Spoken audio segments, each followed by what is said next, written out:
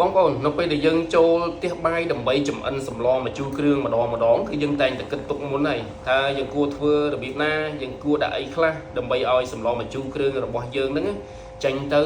វាមានរសជាតិឆ្ងាញ់វាមានរសជាតិប្លែកទទួលបានការសរសើរពីអ្នកផ្ទះគ្រប់គ្នាតែម្ដងបាទថ្ងៃនេះដែរគឺខ្ញុំមានជាប្រភេទស្លឹកមួយយ៉ាងបងប្អូនប្រហែលជាធ្លាប់ដឹងហើយប្រហែលធ្លាប់ស្គាល់ហើយថានៅពេលដែលយើងស្លម្ជូរគ្រឿងម្ដងគឺយើងដាក់ស្លឹកហ្នឹងទៅគឺធ្វើឲ្យសម្លម្ជូរគ្រឿងរបស់យើងមានរសជាតិប្លែកខុសពីសម្លម្ជូរគ្រឿងធម្មតាអញ្ចឹងណាបាទតោះបងប្អូនទៅមើលទាំងអស់គ្នាដូចតែបងប្អូនបានដឹងស្រាប់ហើយបងប្អូននៅពេលដែលស្លម្ជូរគ្រឿងម្ដងយើងដាក់ស្លឹកនេះចូលគឺបានន័យថាសម្លម្ជូរគ្រឿងរបស់យើងនឹងទទួលបាននៅរសជាតិប្លែកឆ្ងាញ់ប្លែកខុសពីធម្មតាអញ្ចឹងណាបងប្អូនបាទស្លឹកមួយប្រភេទនេះបងប្អូនប្រហែលជាស្គាល់ហើយបាទថាជាប្រភេទស្លឹកដែលយើងយកមកប្រើប្រាស់ជាមួយនឹងស្លម្ជូរគ្រឿងអញ្ចឹងណានេះគេហៅថាជាប្រភេទស្លឹកកន្ទ្រោបបងប្អូនបាទស្លឹកកន្ទ្រោបនេះឲ្យតែបងប្អូនស្លម្ជូរគ្រឿងម្ដងដាក់ទៅបងប្អូនហើយដឹងតែមានរសជាតិឆ្ងាញ់ប្លែកដឹងតែទទួលបានការសរសើរពីអ្នកផ្ទះគ្រប់គ្នាដែលបានហូបសម្លម្ជូរគ្រឿងរបស់យើងនឹងតែម្ដងអញ្ចឹងណាហើយស្លឹកកន្ទ្រោបនេះដែរ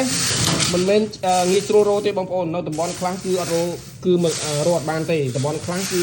រៀងសម្បូរអញ្ចឹងទៅអញ្ចឹងណាបងប្អូនទោះបីតែនៅខេត្តខ្ញុំនេះបងប្អូនគឺមិនងាយរកប្រហែលទេបាទដោយសារតែអត់ទៅមានអ្នកដាំដែរទេអញ្ចឹងណា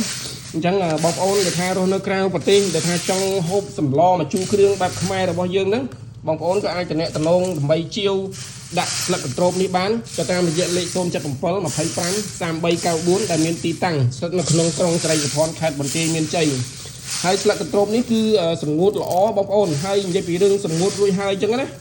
រសជាតិវាអត់បាត់បង់ទៅណាទេបងប្អូនរសជាតិនៅតែឈ្ងុយនៅតែដាក់ទៅឆ្ងាញ់ដោយតែយើងប្រើស្លឹកស្រស់អញ្ចឹងដែរអញ្ចឹងហើយបងប្អូនដែលថាចង់ហូប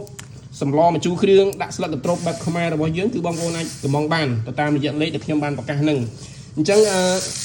សម្រាប់បងប្អូនដែលនៅក្នុងស្រុកចង់បានគឺបងប្អូនអាចតំណងបានដូចគ្នាបានយកទៅប្រើប្រាស់បានដូចគ្នាអញ្ចឹងណាហើយការសម្ងួតអញ្ចឹងបងប្អូនគឺថាទុកបានយូរយើងអាចប្រើប្រាស់បានយូរវែងគឺអត់ងាយទៅណាទេបាទបើសិនជាយើងប្រើស្លឹកស្រស់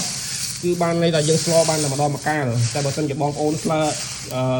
យកស្លឹកសម្ងួតរួចហើយយកទៅប្រើហ្នឹងបងប្អូនប្រើមិនអស់គឺបងប្អូនរក្សាទុកទៅគឺអាចទុកបានយូរនៅពេលដែលយើងត្រូវការប្រើគឺយើងយកមកប្រើបានម្ដងទៀតចឹងទៅបាទអរគុណច្រើនបងប្អូនសម្រាប់ការកម្មងជាវទុកបាទអរគុណ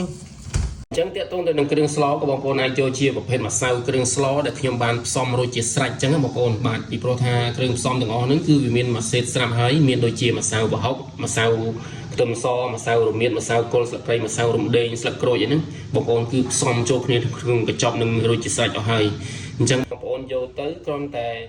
ចាក់កកូរសាច់អីទៅគឺដាក់បន្លែដាក់អីទៅគឺជាការស្រេចអាចហូបបានហើយចំណេញពេលគឺងាយស្រួលសម្រាប់បងប្អូនមែនទេអញ្ចឹងណាបងប្អូនបាទអញ្ចឹងក៏បងប្អូនអាចតំណងបានទៅតាមលេខដែលខ្ញុំបានប្រកាសហ្នឹងឯងអញ្ចឹងបាទមានតែប៉ុណ្្នឹងទេបងប្អូនអរគុណច្រើនបាទ